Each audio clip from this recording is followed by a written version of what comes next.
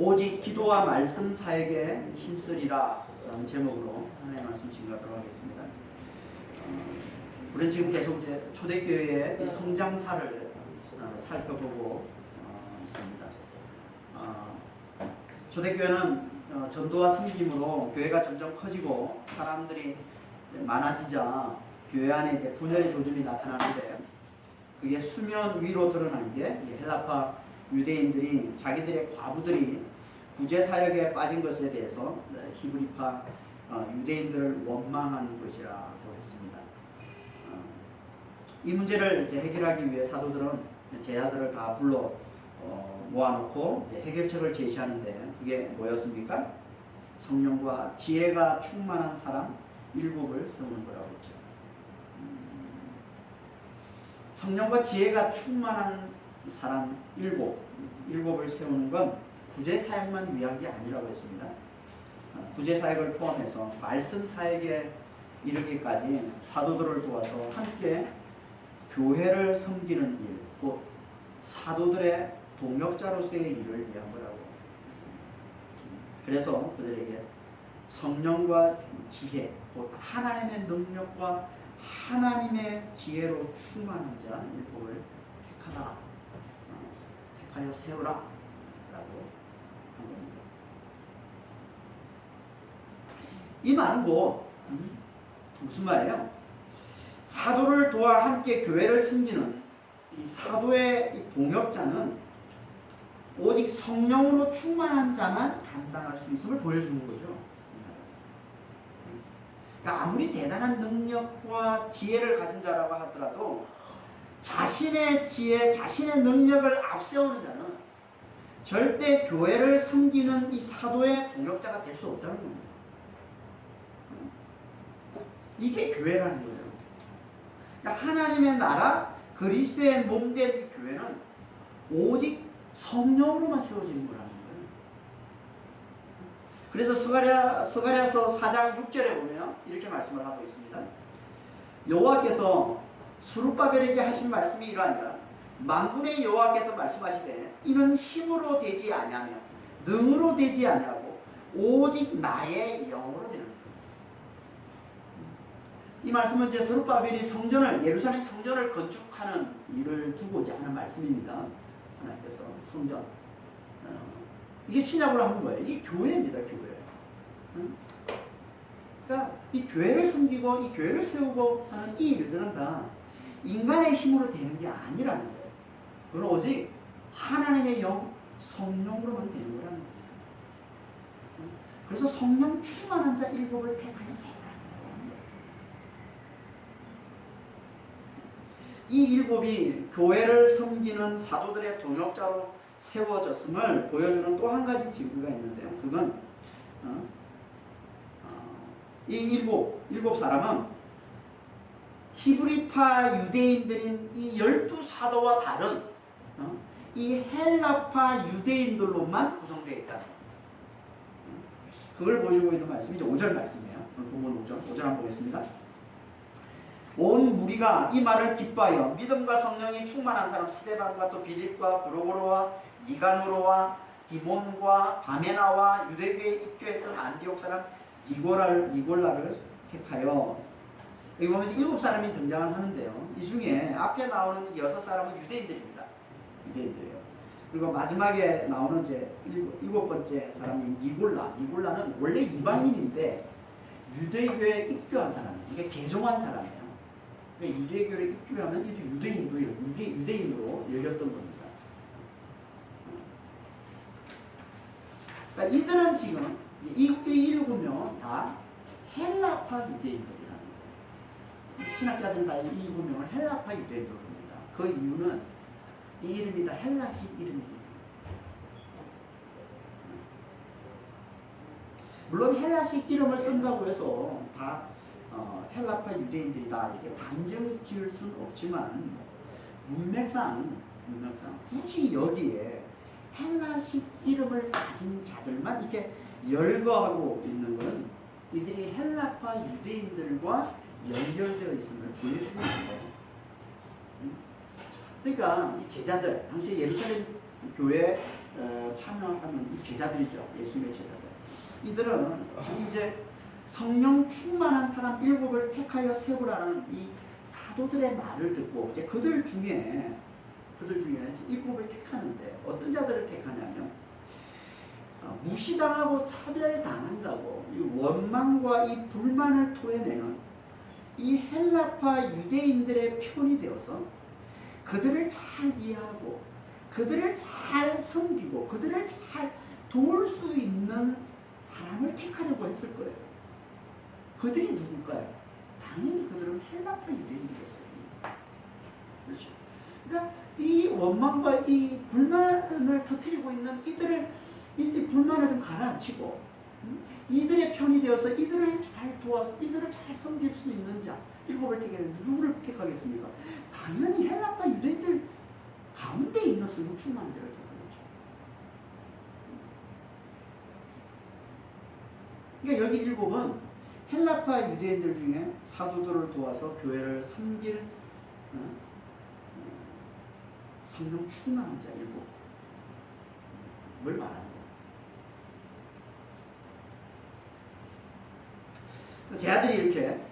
제아들이 헬라파 유대인들 중에서 성령 충만한 자 7을 택해서 사도들 앞에 이렇게 세우자 사도들이 그들을 위해 기도하고 그들에게 안수해서 그들을 자신들의 동역자로 삼았다.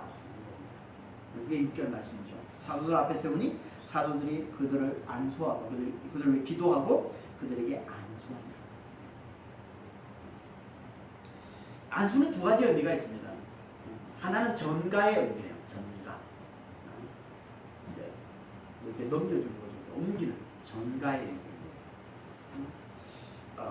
예를 들면 구약에서 이스라엘 백성들이 희생 제물을 바칠 때 어떻게 합니까? 제물에게 안수를 하고 희생 제물을 바칩니다. 제물에게 안수하고, 그러니까 자신의 죄를 그 제물에게 전가시키는 거예요. 전가시키는 거예요. 그렇게 하면 하나님께서 속죄케 해주신다 라고 약속을 하셨기 때문에 그래서 항상 제물을 바칠 때 안수하고 이게 전가의 안수예요. 레위기 1장 4절입니다. 그는 번제물의 머리에 안수할지니 그를 위하여 기쁘게 받으심이 되어 그를 위해 속죄가 될 것이다. 이게 하나님의 말씀이야. 이게 전가의 안수. 그러니까 죄 있는 자가 안수하면요 전가가 됩니다. 전가의 안수가 되는 거예요. 그러니까 우리는 아무한테나 안수하면 안 돼요. 그렇잖아요. 오히려 죄가 이렇게 옮겨올 수도 있습니다. 또 한 가지는요, 이 동일시의 안수입니다. 동일시의 안수. 이건 성령 안에서 성령의 능력과 지혜와 하나님이 주시는 놀라운 복을 받아 누리는 자들이 그 성령의 그 능력과 그 지혜와 그 복을 흘려주는 걸 함께 나누는 안수를 얘기하는 거예요. 그래서 성경에서 자주 복을 빌거나 또는 직분을 맡길 때 그리고 새로운 직분을 주어서 임명할 때 그리고 영적 은사를 또 이렇게 구할 때 그때 안수를 합니다. 그러니까 본문에 나오는 안수는 이 후자를 얘기하는 거예요. 동일시 안수.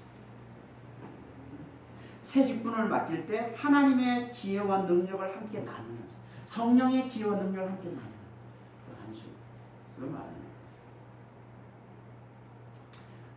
사도들은 지금 헬라파 유대인들 중에 성령 충만한 자 7을 택해서 그들에게 새 직분을 맡기면서 하나님께서 자신들에게 부어주신 그 하나님의 그 능력과 그 지혜를 그들과 함께 나누는 안수를 하고 있는 거예요.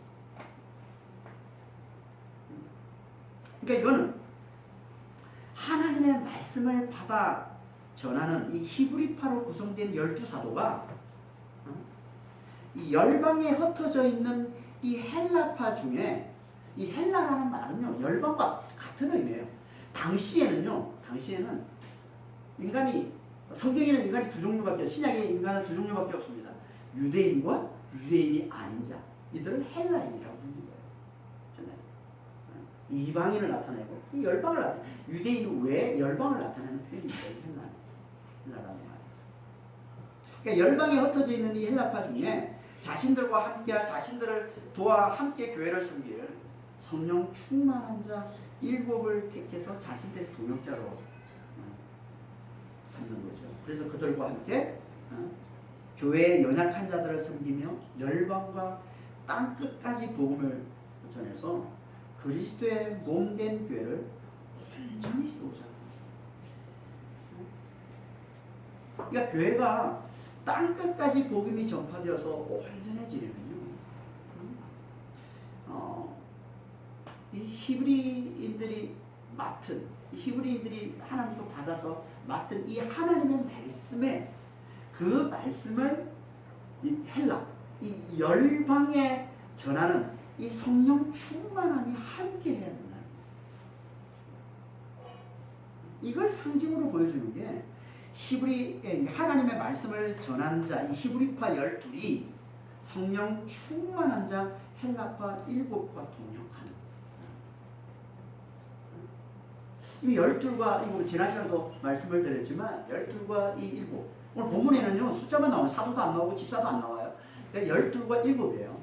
12이 7을 이제 안수해서 동역자로 세우는 겁니다. 둘 다 완전수예요. 둘 다 충만함을 나타내고, 완전을 나타내고 충만함을 나타내고 전체를 나타내는 수입니다. 그런데 12는요 주로 이스라엘 백성들이 좋아하는 수고요. 이스라엘 백성들이 즐겨 쓰는 수고요. 이 7은 열방이 주로 쓰는 수예요. 모든 사람들이 좋아하는 수입니다. 즐겨 쓰는 수입니다. 그래서 우리도 다 7은 좋아하잖아요. 12는 별로 그렇게 멀미를 안 두는데 7에 대해서는 다 좋아하지 않습니까? 이거 완전해요. 그런 성경이 그런 의미를 담아서 이 단어들을 쓰고 있는 거예요. 마태복음 14장에 보면요, 마태복음 14장에 어떤 내용이 나옵니까? 오병이어가 나와요. 오병이어로 하나님께서 떡 5개로, 예수님께서 떡 5개로 5,000명, 장정 5,000명을 먹이고 강주리를 남기는데 몇 강주로 나왔습니까? 12강주리로 나와요. 그런데 재밌는 건 그 다음에 15장에 보면 또 똑같은 비슷한 이야기가 나오는데 예수님께서 떡 7개로 4,000명을 먹이고 몇 강주를 남깁니까? 7강주. 재미는 건요, 그 지역입니다. 오병이와 이 7병이어의 이 이야기는요, 뭐 비슷한 이야기라서 같은 얘기를 반복한다고 이렇게 신학자들 보는 사람도 있지만 아니에요. 대부분의 신학자들은 별개의 이야기로 여깁니다. 근데 재밌는 건 이 오병이의 이야기에, 이 오병이의 사건이 일어난 것은요, 이 갈릴리 호수의 북쪽에 가브나움 옆에 있는 베세다에서 일어났어요. 유대인들이 지역입니다. 유대인들의 대상으로 나타난 거예요. 오병이의 사건은. 유대인들이 예수님의 복음을 듣고, 그러니까 예수님이 나눠주는 양식을 먹고 12이 되는 이야기예요. 12강주리를 남기는 얘기예요. 그 열매를 남기는 이야기예요. 근데 재밌는 건 그 7병이요, 떡 7개로 4,000명을 먹여서 7강주리를 남기는 그 7병이어의 이야기는요, 그 갈릴리 남쪽에 데가볼리 지역, 이방인 지역에 보이는 데가볼리 지역에서 일어난 이야기예요. 근데 희한하게 거기서는 7강주리를 남겨요. 유대인의 지역에서 12강주리를 남겨요. 그럼 재밌지 않습니까? 말씀이? 그거 그냥 우연으로 볼 수 있어요. 여기는 그냥 어디 하다 보니까 12강주리를 남겼고, 유대인 지역에. 여기는 어떻게 하다 보니까 7강주리를 남겼고. 근데 그렇게 하는 성경에 이 12과 이 7이라는 단어가 그렇게 뭐 우연으로 쓸 수 있는 단어가 아니라는 거예요. 다 이 단어들 속에, 이 숫자들 속에 하나님께서 진리를 담아서 말씀을 하고 있는 거예요. 예수의 복음을 듣고 이 이스라엘 백성들이 하나님 원하시는 것도 예수의 복음을, 예수님이 나눠주시는 양식, 이 복음을 듣고서 하나님의 아들이 되는 거예요. 완전한 자가 되는 거예요. 그리고 열방에는요, 그 하나님의 아들 된 자가 성령 충만함으로 그 복음을 전해서 그 복음을 전해서 그 열방의 하나님 백성들이 다 하나님께 돌아오는 겁니다. 그걸 상징하고 있는 게 그게 12강주리가 7강주리라는 말이에요. 그러니까 교회가 온전해지려면 하나님을 원하는 교회가 온전해지고 온전한 교회를 세우는 거거든요. 하나님 나라, 하나님 백성을, 이 땅의 하나님 백성을 이런 열방이 하나님 백성 하나님께 돌아와서 온전한 하나님 나라를 세우는 겁니다. 근데 교회가 온전해지려면 반드시 하나님의 말씀과 이 성령 충만함이 함께 있어요. 그러니까 교회 안에 이 둘, 말씀과 성령이 함께 충만해야 돼요. 그래야 교회가 온전해요. 그래야 교회가 큰가. 그래야 교회가 하나님의 뜻을 온전히 이룰 수 있어요. 말씀과 성령이 함께 충만해요. 그래서 사도들이 성령 충만한 자 7을 택해서 도역자로 삼고 교회 사역을 맡기고는 자신들은 뭘 한다고 그래요? 기도와 말씀 사이에 집중하겠다. 그걸 말씀하고 있는 게 4절 말씀이죠. 우리는 오로지 기도하는 일과 말씀 사이에 힘써요. 3절에 형제들아 너희 가운데 성령과 지혜가 충만한 성자 만든 사람 7을 택하라. 우리가 이 교회의 일을, 이 교회 사역을, 이 구제 사역을, 이 섬기는 사역을 그들에게 맡기고 우리는 오로지 기도하는 일과 말씀 사이에 힘써요. 힘쓰다라는 이 말은요, 앞에서도 몇 차례 살펴봤던 단어인데요, 집중하다, 끈질기게 계속하다 이런 말. 힘쓰다. 1장 14절에 보면, 사도행전 1장 14절에 보면 이 단어 힘쓰다라는 말이 나오는데, 예수님이 승천할 중에 제자들이 다시 마가의 땅에 들어와서 뭐 하더라? 오로지 기도에 힘쓰더라. 그리고 누가복음 2장 42절에서도 이 베드로의 복음을 듣고서 변화된 이 3,000명의 이 초대 예루살렘 교인들, 이 제자들이 뭐였다고? 오로지 사도의 가르침과 교제와 뜻됨과 기도에 힘쓰더라. 똑같은 단어. 똑같은 단어로 본문에 쓰고 있어요. 이 사도들이 뭐에 힘쓰더라? 기도와 말씀 사이에 힘쓰더라. 거기만 집중. 그걸 깜찍하게 계속 붙들고 가요.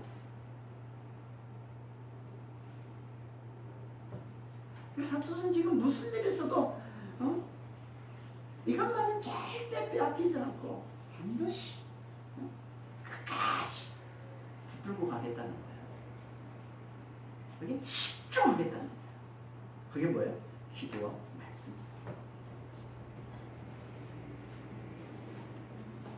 이 둘은요, 기도와 말씀 사이는요 아주 밀접하게 연결이 되어 있습니다. 밀접하게 연결이 되어 있습니다. 하나씩 보겠습니다. 먼저 기도부터 보죠. 그럼 사도행전에서 가장 중요하게 여기는 단어가 2개 있어요. 하나는 성령이고요, 또 하나는 기도입니다. 기도입니다. 그래서 1장에서부터 오로지 기도에 힘쓰더라. 또 2장에서도 뭐 사도의 가르침과 뭐 교제와 기도에 힘쓰더라. 오늘 본문에서도 기도에 힘쓰더라. 이 사도행전을 보면요, 기도를 강조하는 표현들이 상당히 많이 나옵니다. 기도에 대한 이야기가, 기도를 강조하는 표현들이 사도행전에 많이 나옵니다. 그만큼 사도행전에서 중요하게 여기는 단어가 기도라는 단어라는 거예요.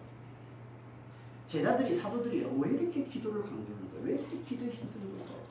당연히 그건 예수님께서 먼저 그렇게 기도에 힘쓰셨고 또 그렇게 제자들에게 가르치셨기 때문에 그런 거겠죠. 그럼 예수님은요, 공생애 동안 항상 기도에 집중하셨습니다. 항상 기도에 집중하셨어요. 끈질기게 기도를 계속하셨어요. 모든 일을 기도하고 정하시고 기도하고 행하셨어요. 평상시에 전도하실 때도 그랬고 12사도를 세울 때도 그랬고 십자가를 지실 때도 그랬습니다. 기도하고 정하시고 기도하고 행하셨어요. 마가복음 1장 35절 37절입니다. 38절입니다.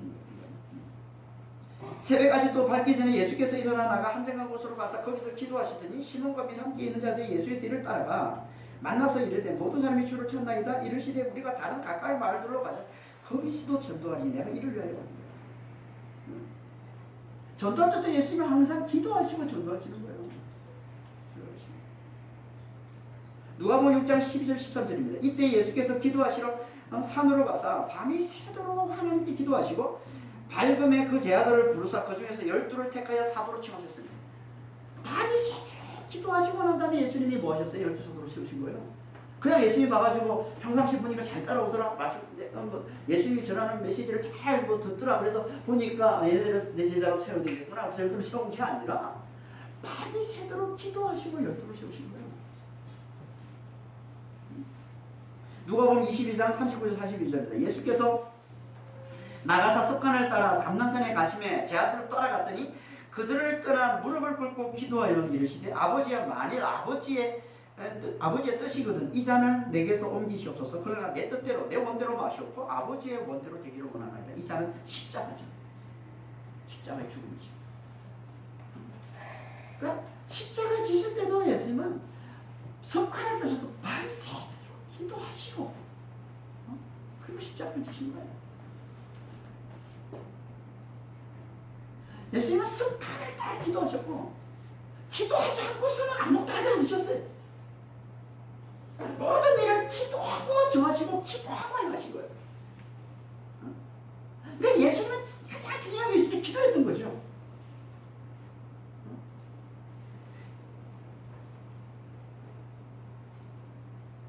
그리고 제 아들에게 그렇게 똑같이 기도를 강조해서 가르쳐줘요. 시험에 들지 않게 그냥 기도하라 라고 말씀하시고 또 기도 없이는 절대 우리에게 하나님의 능력이 나타나지 않는다. 기도 외에는 하나님의 능력이 나타나지 않는다 말씀하시죠. 누가복음 22장 40절입니다. 시험에 들지 않게 기도. 마가복음 9장 28절 29절입니다. 제 아들이 조용히 묻자오되 우리는 어찌하여 능히 그 귀신을 쫓아내지 못하였나이까? 이르시되 기도 외에 다른 곳으로는 이런 정도가 나갈 수 없는다. 그러니까 무슨 말이에요? 우리는 기도가 없으면 어떻다는 거예요? 유혹이 올 때 넘어질 수밖에 없다는 거죠. 시원해질 수밖에 없다는 거예요. 기도가 없이는 우리는 이 거짓의 영인 이 귀신에 사로잡혀 살 수밖에 없다는 거예요. 이 귀신에 사로잡혀서 우리의 몸, 우리의 이 삶을 병들게 하는 망가지는 이런 삶을 살 수밖에 없다는 거예요. 기도 없이는. 그러니까 기도 안 하면 우리는 다 결국 나갈 수밖에 없다는 거예요. 그만큼 중요한 게 기도라는 거예요. 그래서 성천하시기 전에 성천하시기 전에도 마지막 순간까지 예수님의 마지막 당부의 말씀이 뭐였습니까? 기도하라는 거예요. 하나님의 능력을 기다리며 기도하라. 이게 예수님의 마지막 당부죠. 제자들에게 주신 성천하시기 전에 주신 마지막 당부잖아요. 누가복음 24장 49절입니다. 볼지어다 내가 내 아버지께서 약속하신 것을 너에게 보내리니 너희는 위로부터 능력으로 입혀줄 때까지 이 성에 머물러 있어라. 이 마지막 이 말씀하시고 예수님이 성천하신 50절에 이제 예수님이 성천하시는 거예요. 가난산을 위해서 이제 성천하시는 거예요. 이게 마지막 말씀이죠. 그리고 이 성은 예루살렘이고 예루살렘에 머물러라 라는 이 말씀이 뭐겠어요? 기도하라는 말씀. 그 가만히만 딩딩딩 예루살렘에 있으면서 놀라는 얘기가 아니라 기도하라는 말씀이에요. 그래서 이 말씀을 받은 제자들이 뭐 했어요? 예수님이 성천하시고 난 다음에 제자들이 뭐 했습니까? 오래지 기도에 힘썼다고 그러는 거예요. 좀 전에 우리 살펴봤던 사도행전 1장 14절. 이 말씀 예수님이 성천하시고 난 다음에 제자들이 예루살렘에 머물러서 했던 얘기 이거예요. 그러니까 예루살렘에 머물라는 얘기는 기도하라는 얘기예요. 이게 예수님의 마지막 당부라는 게 제자들. 기도. 아무것도 하지 마. 부활을 봤으면 얼마나 제자들이 그 부활을 보고서 얼마나 놀랐고 또 얼마나 감동하고 또 그 안에서 진짜 그 소식을 전하고 얼마나 전하고 싶었겠어요. 안 된다는 거예요. 기도하라.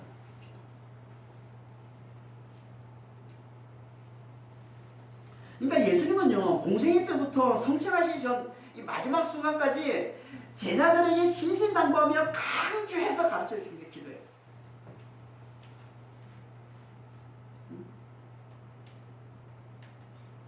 이게 믿는 자가 가장 중요하게 여기며 완전히 붙들어야 할 거라는 거예요. 이게 이 기도가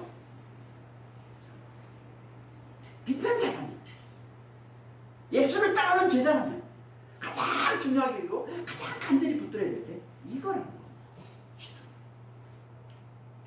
기도. 왜 예수님은 이 기도를 이렇게 강조하시는 걸까요? 왜? 두 가지입니다. 두 가지. 첫 번째는요, 그래야 믿는 자가 성령으로 충만해지기 때문에 그렇습니다. 그래야만 믿는 자가 성령으로 충만해집니다.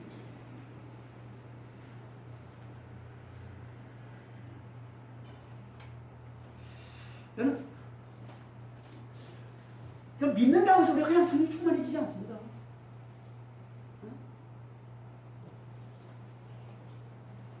믿는 자는 결국 성령으로 사는 자인데, 그럼 성령으로 충만해야 되는데, 이 믿는 자가 성령으로 충만해지기 위한 그 고리가 뭐냐면 그 기도예요. 그러니까 믿음과 성령을 연결시켜주는, 믿음과 성령 충만을 연결시켜주는 고리가 기도예요. 믿음이 뭡니까? 믿음은 내가 그리스도와 함께 죽고 이제 내 안에 그리스도가 사신다는 걸 알아보고 그리스도만을 굳게 붙드는 게 믿음이라고 했지. 그게 믿음이에요. 그럼 기도는 뭡니까? 그리스도를 그렇게 굳게 붙들면서 그 안에서, 그 그리스도 안에서 하나님의 능력으로 하나님의 뜻이 이루어지기를 간절히 구하는 것, 이게 기도예요. 그 그리스도 안에서 하나님의 능력으로 하나님의 뜻이 이루어지기를 간절히 구하는 거예요. 그러니까 믿음과 기도는 하나인 거예요.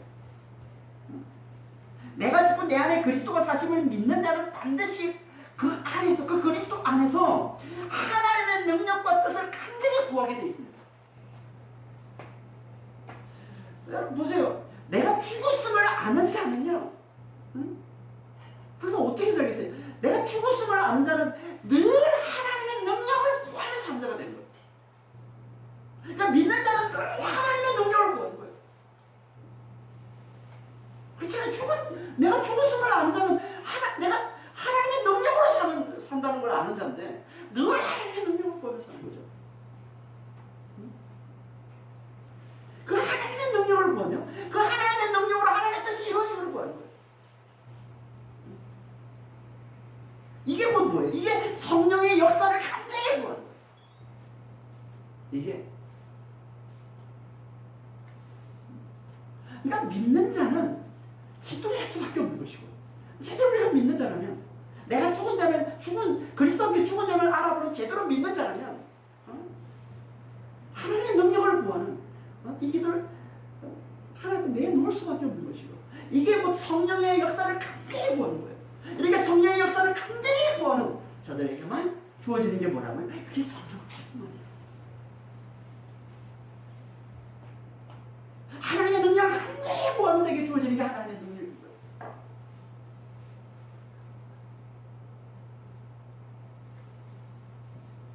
이들 안에 성령 충만함이 주어지고, 그 성령 충만함으로 유혹을 물리치고, 시험에 넘어지지 않고, 거짓의 영이 귀신을 물리치고 믿음을 지키면서 교회를 섬기는 이 믿음의 삶을 잘 살아. 이게 믿음의 삶이거든요.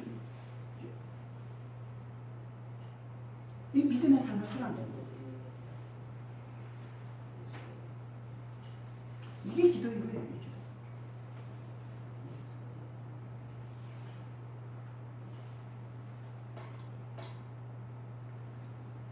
그래서 사도행전 1장 14절에서 전혀 살펴봤던 사도행전 1장 14절에서 제 아들이 다락방에 모여서 오로지 이 기도에 힘쓰자. 어떤 일이 일어납니까? 그 바로 밑에 사도행전 2장 1절 4절에서 오순절날 성령의 흐름이 쭉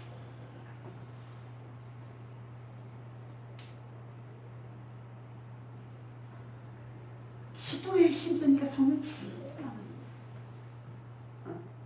사도행전 4장에서도 마찬가지입니다. 이 유대 지도자들의 위협으로 초대교회가 위기에 처하자 교회가 모여가지고 뭐합니까? 간절히 하나님께 기도하죠. 간절히 기도하니까 어떤 일이 벌어져요? 응? 사도행전 4장 31절 32절에 빌기를 다음에 모인 곳이 진동하더니 응? 무리가 다 성령 충만히 담대히 하나님의 말씀을 전하니라. 믿는 무리가 한 마음과 한 뜻이 되어서 모든 물건을 서로 동요하고 자기 재물을 조금이라도 자기 것을 하는 게 하나님. 기도합니다. 기도에 힘쓰니까 성령 충만해지더라고요. 그러면서 하나님의 말씀을 전하고 그러면서 모두가 다 성령을 섬기는 거예요. 이 섬기는 삶, 이 믿음의 삶을 잘 살아갑니다. 유혹에 넘어가지 않고 시험에 들지 않고 믿음을 잘 지켜내면서 서로를 섬기는, 사랑으로 서로를 섬기는 이 삶을 잘 살아내더라는 거예요. 성령 충만합니다. 기도합니다. 그러니까 예수를 믿는다는 건요, 성령으로 사는 걸 얘기하는 거예요. 예수를 믿는다는 성령으로 사는 거예요.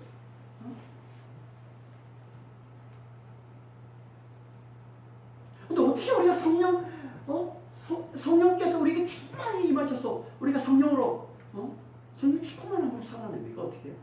기도해야 돼요. 기도해요. 간절히 기도에 힘써야 된다. 근데 우리가 믿는다면서도 성령의 능력을 누리지는 못하는 거예요. 그러니까 하나님의 능력으로 우리가 살지를 못하는 건 뭐라는 거예요? 기도가 없기 때문에. 믿는다면서도 우리가 이게 하나님의 도우심을 받지를 못하고 하나님의 능력을 힘입지를 못해서 유혹에 픽픽 쓰러지고 시험에 빠지고 거짓의 영이 이 귀신에 휘둘리고 그 삶이 병들고 몸이 병들고 망가지고 하는 이런 삶을 살아가는 그 이유가 뭐라는 거예요? 기도가 약하기 때문에 기도하지 않기 때문에 그렇다.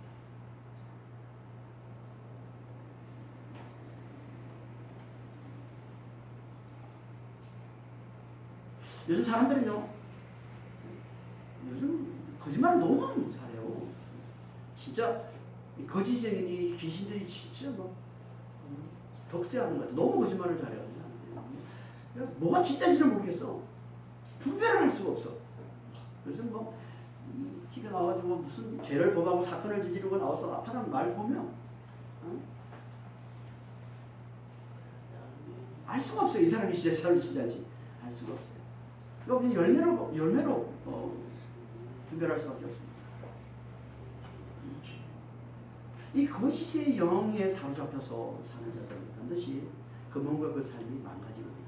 병들게 돼 있어요. 병들게 돼 있어요.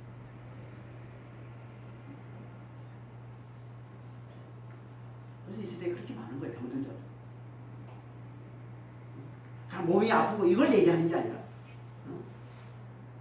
정신적으로 삶 병든 자들이 얼마나 많습니다.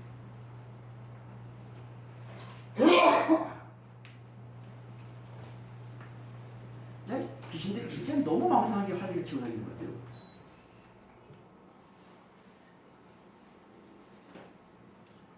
여기에 휘둘리지 않으면 시험에 빠지고 유혹에 넘어가고 잘 속고 거짓 진영에 휘둘리면서 그렇게 몸이 망가지고 삶이 망가지고 하는 이런 여기에 휘둘리지 않으면 어떻게 된다? 기도. 그러니까 믿는 자들이 가장 중요하게 여기는 게 기도. 그래서 성경에서 교회를 뭐라고 해요? 교회를 기도하는 집이라고 해요. 만민이 기도하는 집. 이 교회. 만민이 기도하는 집. 그러니까 교회의 가장 자연스러운 모습은 기도예요. 교회가 가장 활발하게 살아있어야 되는 모습은 기도예요. 교회의 가장 기본적인 교회의 표상은 기도예요. 교회는 기도의 집이에요.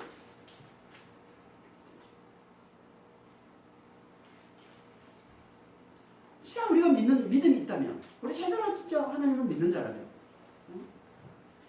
우리가 가장 잘 드러나는 모습이 기도예요.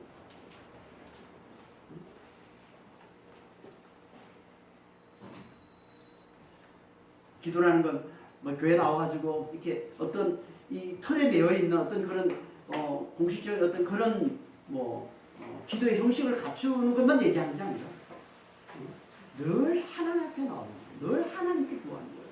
늘 하나님의 능력을 의지하는 거예요. 자신이 죽은 자를 알아보고 하나님의 능력을 간절히 구하는 이게 기도인 거예요. 이게 기도의 기본인 거예요. 그래야 우리가 성령 충만해져서 믿음의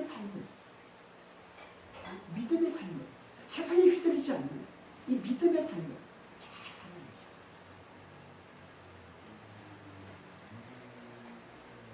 예수님이 기도를 강조하는 또 한 가지 이유는요. 그래야 그 성령 충만함으로 말씀을 잘 전하시게 됩니다. 다시 말해서 그래야 말씀 사역을 잘 하십니다. 하나님의 궁극적인 뜻은 만민에게 복음이 전파되어서 열방이 하나님께 돌아오는 겁니다. 이게 하나님의 궁극적인 뜻이에요. 만민에게 하나님의 말씀, 이 복음이 전파되어서 그 만민 가운데, 그 열방 가운데 있는 하나님의 백성들이 다 하나님께 돌아오는 게 하나님의 궁극적인 뜻이에요. 그러려면 그 복음이 인간의 말이 아니라 하나님의 말씀으로 전해야 돼요.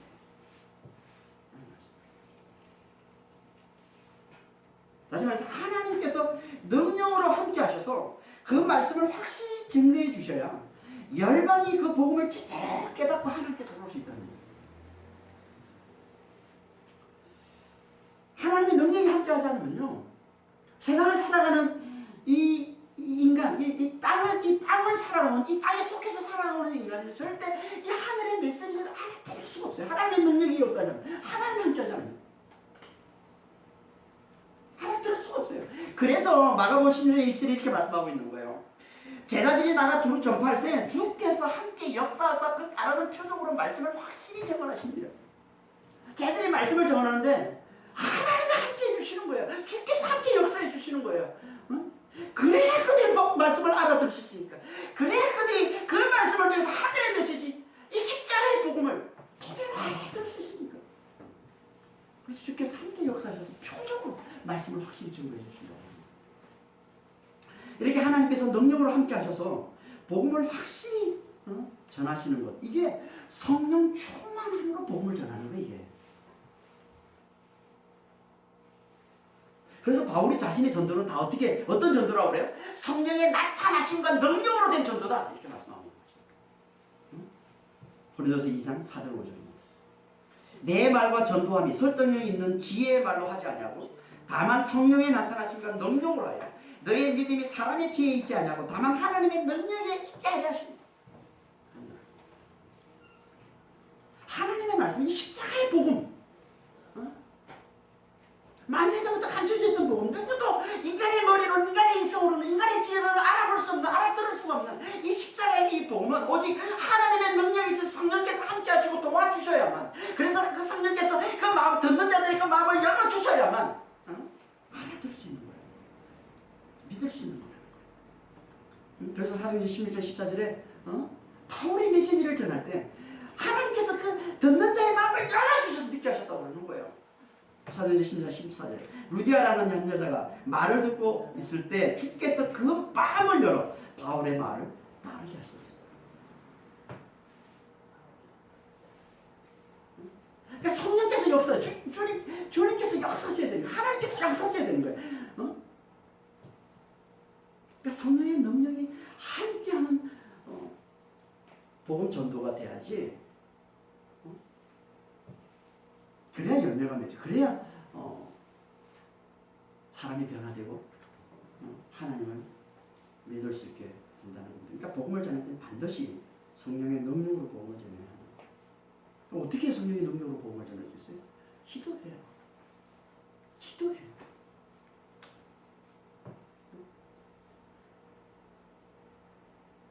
기도해야 성령 충만함이 임하고 그래서 성령의 능력으로 복음이 증거된다는 거예요. 그래서 우리가 앞에 살펴봤지만 기도할 때 사도들이 기도할 때, 제자들이 기도할 때, 항상 기도할 때 성령 충만함을 받아서 담대히 복음을 전했다고 그러고 또 표가 많이 나타났다고 얘기하는 거예요. 사도행전 2장 42절 43절입니다. 그들이 사도의 가르침과 교제와 뜻됨과 기도에 힘쓰니라 사람마다 두려워하는데 사도들로 말미암아 기사와 표적을 많이 나타내니 간절히 기도했더니 하나님께서 복음을 전할 때 하나님께서 기사와 표적을 많이 나타나게 하셔서 사람들이 그 말씀을 확실히 믿게 만들어 주더랍니다. 사도행전 4장 31절 33절입니다. 빌기를 다음에 모인 것이 진동하더니 무리가 다 성령이 충만해. 기도하니까 간절히 기도하니까 기도에 힘드니까 무리가 다 성령이 충만해. 담대히 하나님의 말씀을 전하니라 사도들이 큰 권능으로 주 예수의 부활을 증거하니 무리가 큰 은혜를 받아.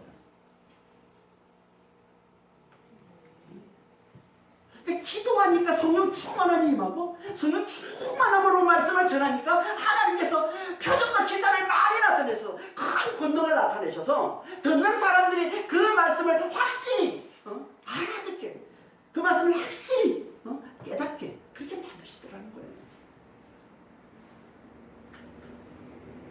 그러니까 사도들은요 기도할 때 성령 충만함으로 담대히 복음을 전할 수 있었고 또 그때 많은 기사와 표적이 나타나서 그 복음을 확실히 잘 전할 수 있었음을 잘 알았던 겁니다. 또 그때 많은 영혼들이 하나님께 돌아온다는 것을 잘 알았던 거예요. 사도들은. 그래서 그들은 오직 기도와 말씀 사역에 집중하겠다고 합니다. 그냥 말씀 사역에 집중하는 게 아니라 오직 기도 없이는 말씀 사역이 의미가 없습니까? 기도 없이는 말씀 사역이 그냥 인간의 말밖에 안 되니까 인간의 지혜로운 말밖에 안 되니까 반드시 기도와 말씀 사역에 집중하겠다고 하는 겁니다. 기도가 있어야만 진짜 말씀 사역이 되기 때문에 하나님과 함께 하시는 말씀 사역이 되기 때문에 하나님의 능력으로 함께하는 말씀 사역이 되기 때문에 기도와 말씀 사역에 집중하겠다고 하는 거예요. 그러니까 기도는 믿는 자들에게 특히 말씀을 전하는 자들에게 생명과 같은 걸 기도는 기도 없이는 믿음의 삶을 살아낼 수 없어요. 우리는 기도 없이는 성령으로 사는 삶을 살아낼 수가 없습니다. 하나님의 능력으로 우리 하나님의 능력이 아니고 세상을 어떻게 이겨냅니까? 하나님의 능력이 아니고 우리가 유혹을 시험을 어떻게 이겨내고 이 거짓의 영들 이 귀신의 역사들을 우리가 어떻게 이겨냅니까? 그들을 어떻게 물리칩니까? 우리가 어떻게 믿음을 지켜냅니까? 하나님의 능력이 함께하지 않습니다.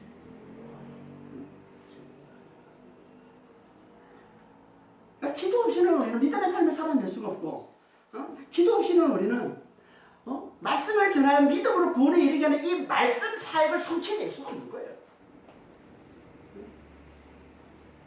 그러니까 우리가 세상에서 믿음의 삶을 잘 살아내기를 원한다면 더 나아가서 이 전도의 사명을 간단히 해내기를 원한다면 반드시 기도해야 된다.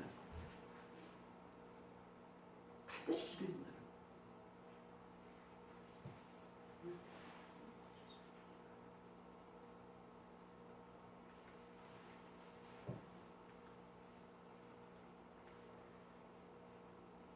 그래서 이게 사도들이 성령 충만한 자들을 세워서 사도의 동역자로 삼아서 교회 사역을 맡기고 자신들은 이 기도와 이 말씀 사역에 집중하니까 하나님의 말씀이 왕성해서 교회가 더욱더 부흥했다고 하는 겁니다. 그게 7절 말씀. 하나님의 말씀이 점점 왕성하여 예루살렘에 있는 제자의 수가 더 심히 많아지고 그다음 제사장의 무리도 다 이 도에 복종합니다.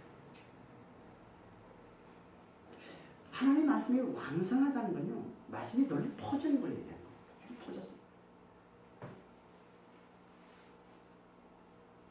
그러니까 더 많은 사람들에게 말씀이 전해져서 제자의 수가 더욱더 많아졌다. 그 중에는 제사장의 허다한 무리라고 하는데 많은 제사장들이 예수를 믿더라. 많은 제사장들이. 제사장들이 누굽니까? 좀 전까지만 해도 교회를 핍박하던 자들이잖아요. 교회 대적이잖아요. 이 제사장들은. 응? 사도들을 잡아다가 채찍질하고 감옥에 가도 했던 자들이잖아요. 제사장들이 지금. 응? 그런 그들까지 마음을 열고 변화되어서 예수의 이 복음을, 이 부활의 이 복음을 믿는다는 건 무슨 말이에요? 그만큼 하나님의 말씀이 강력하게 역사하고 있으면 보여주는 거죠. 그러니까 말씀이 전파될 때 사도들이 나가서 복음을 전할 때 그만큼 하나님께서 놀라운 능력으로 함께 해주셨다는 거예요. 그만큼 하나님께서 놀라운 기사와 놀라운 표적을 많이 나타내서 말씀을 확실히 전해 주셨다는 거예요. 근데 그렇게 깜빡하는 제사장들이 하나님께 돌아오더라고요. 그래 하나님께서 강력하게 역사하십니다. 이게 성령 충만한 자들을 세워서 교회를 섬기게 하고 사도들이 오직 기도와 말씀 사이에 집중할 때 나타나는 경우가 있습니다. 이게 하나님이 원하시는 교회의 모습이라는 거예요.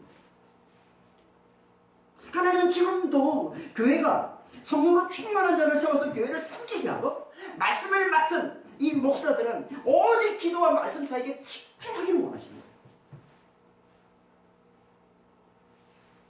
그때 하나님께서 강력하게 역사하셔서 말씀이 왕성하게 하시고 제자의 수가 많아지게 하시고 강박한 자들까지도 변화되는 놀라운 능력을 나타내 주신다는 거예요. 그러려면 어떻게 된다고요? 기도해야. 기도하는 교회가 돼요. 기도하는 교회가 돼야 성령 충만한 교회가 되는 것이고 성령 충만한 교회가 돼야 말씀을 전할 때보다 하나님의 능력이 나타나서 하나님께서 강력하게 역사하셔서 강팍한 자들까지 변화시키는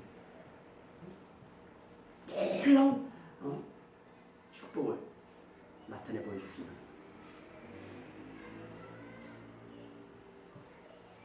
우리 교회도 그런 교회가 되겠네요.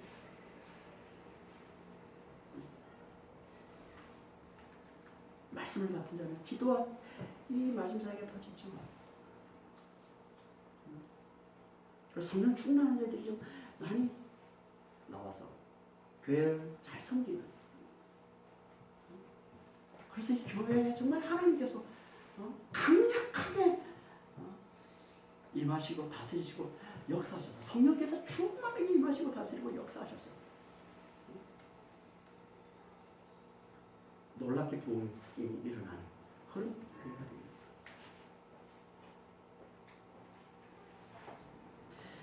하나님께서 이렇게 강력하게 역사하심에도 그래도 변화되지 않는 사람들이 있어요.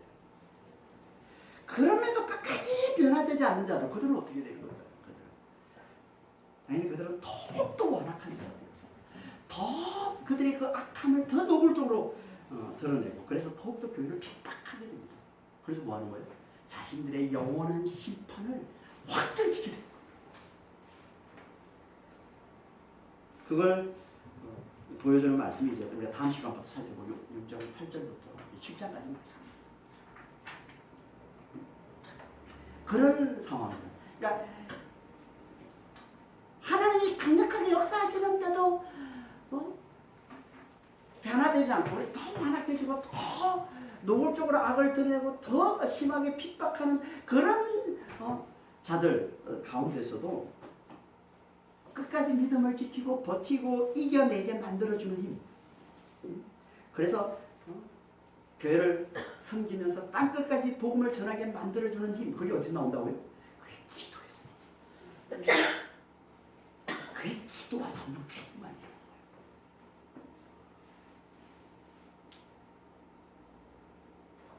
가난한 우리가 늘 기도에 힘쓰는 자가 기도에 힘쓰는 자. 우리가 믿음을 가졌다면 이제 내가 진리를 하나님의 말씀을 듣고 내가 진리를 깨달았다면 이제 내 안에 믿음이 있다면 진짜 내가 하나님을 사랑한다면 진짜 내가 예수님을 사랑한다면 하나님 우리에게 원하시는 하나예요. 기도하는 자가 되라는 거예요. 하나님의 능력을 굉장히 구하는 자가 되라는 거예요. 매일 그걸 구하며 사는 자가 되라는 거예요. 그러면 성령이 임하신다는 거예요. 그러면 성령으로 충만해진다는 거예요. 그러면 성령 안에서 하나님의 능력과 지혜로 충만해진다는 거예요.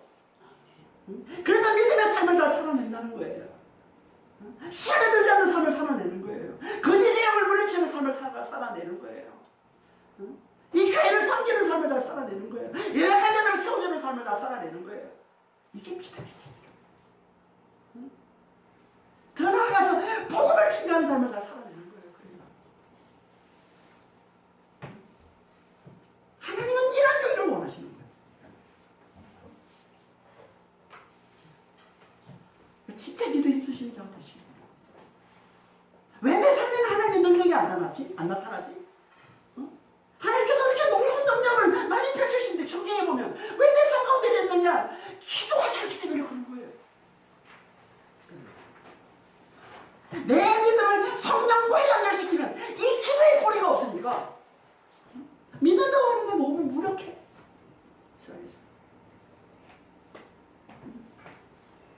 기도하자. 오늘부터라도 정말 기도에 힘쓰는 거거든요. 기도와 성령 충만은요 분리되는 게 아니에요. 기도하는 자에게 임하는 게 성령 충만이에요. 이 사도행전은 성령 행전이에요. 성령의 역사는 역사의 이야기란 말이에요. 그런데 그 성령의 역사를 끌어오는 게 뭐야? 성령의 역사를 삶 가운데 이 끌어오는 그게 뭐야? 그게 기도예요. 오늘부터 열심히 진짜 기도에 힘쓰시고 하나님의 능력을 간절히 구하는 하나님의 능력으로 사는 자가 되게 됩니다. 간절히 기도하는. 그럼 저는 진짜 제가 기도할 때마다 저는 그 기도를 간절히 해요. 정말 믿음이 있는 사람은요 간절한 기도를 할 수밖에 없습니다. 자신의 죽은 자임을 하나 보는 자는요 하나님의 능력이 아니고는 살 수 없음을 아는 거니까 하나님의 능력이 아니고는 살 수 없던 걸 너무나 잘 아니까 그 하나님의 능력을 구하는 기도를 간절히 할 수밖에 없어요. 늘 삶 가운데.